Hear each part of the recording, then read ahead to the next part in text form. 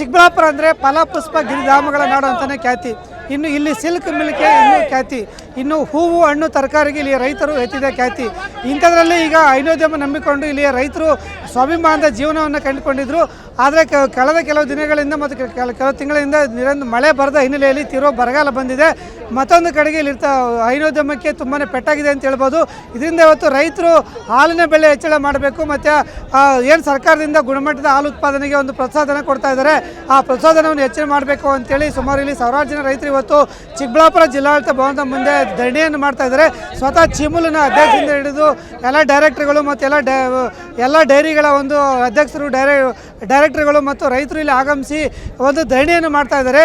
ಈಗ ರಾಜ್ಯ ಸರ್ಕಾರ ಪ್ರಸ್ತುತ 1 ಲೀಟರ್ ಹಾಲಿಗೆ 35 ರೂಪಾಯಿ 30 ಪೈಸೆ ಕೊಡ್ತಾ ಇದೆ ಮತ್ತು ಅದಕ್ಕೆ ಹೆಚ್ಚುವರಿಯಾಗಿ 7 ರೂಪಾಯಿ ಒಂದು ಸಬ್ಸಿಡಿಯನ್ನು ಹೆಚ್ಚು ಮಾಡಬೇಕಂತೇಳಿ ಒಂದು ಕಡೆ ಆದರೆ, ಮತ್ತೊಂದು ಕಡೆಗೆ ಈಗ ಏನು 35 ರೂಪಾಯಿ 40 ಪೈಸೆ ಹಾಲಿನ ಬೆಲೆ ಕೊಡ್ತಾ ಇದ್ದಾರೆ, ಅದಕ್ಕೆ ಕನಿಷ್ಠ 1 ಲೀಟರ್ ಹಾಲಿಗೆ ನಾನು 10 ರೂಪಾಯಿ ಬೆಲೆ ಹೆಚ್ಚಳ ಮಾಡಬೇಕು. ಯಾಕೆ ಅಂತಂದರೆ ಇವತ್ತು ಒಂದು ಹಸುವನ್ನು ಸಾಕೋದಕ್ಕೆ ತುಂಬ ಕಷ್ಟ ಆಗ್ತಾ ಇದೆ. ಹಸುಗೆ ಫೀಡ್ ಇರ್ಬೋದು, ನೀರು ಇರ್ಬೋದು, ಆಹಾರ ಇರ್ಬೋದು ಮತ್ತು KFನಿಂದ ರೈತರು ಸ್ವತಃ ಖರೀದಿ ಮಾಡ್ತಕ್ಕಂಥ ಫೀಡಿನ ಬೆಲೆ ಹೆಚ್ಚಳ ಆಗಿದೆ. ಹಾಗಾಗಿ ಅದನ್ನೆಲ್ಲ ಖರೀದಿ ಮಾಡೋದಕ್ಕೆ ಇವತ್ತು ಸುಮಾರು 561 ರೂಪಾಯಿ ಬೆಲೆ ಎಷ್ಟು ಒಂದು ಹಸುಗೆ ಖರ್ಚಾಗ್ತಾ ಇದೆ.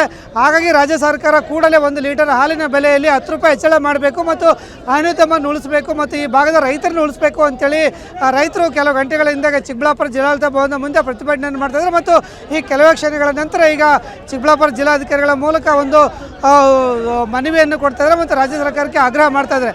ದಿನಕ್ಕೆ ಪ್ರತಿಯೊಂದು ಅಗತ್ಯ ವಸ್ತುಗಳು ಏನಿದೆ, ಅಗತ್ಯ ವಸ್ತುಗಳ ಬೆಲೆ ಏನಿದೆ ಅದು ಹೆಚ್ಚಳ ಆಗ್ತಾ ಇದೆ, ಹಾಲಿನ ಬೆಲೆ ಮಾತ್ರ ಅಷ್ಟೇ ಇದೆ.